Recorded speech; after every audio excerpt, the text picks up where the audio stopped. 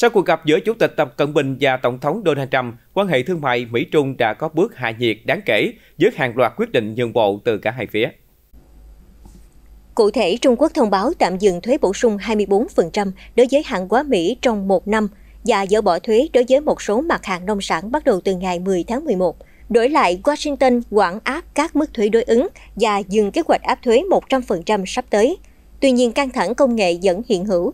Tổng thống Trump tuyên bố Mỹ sẽ giữ lại các dòng chip AI tiên tiến nhất của Nvidia cho các công ty trong nước, không xuất khẩu sang bất kỳ quốc gia nào.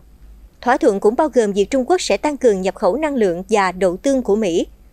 Ngoài điều chỉnh thuế, Mỹ cũng giảm thuế liên quan đến fentanyl từ 20% xuống 10%. Đổi lại, Trung Quốc cam kết ngăn chặn chất gây nghiện này.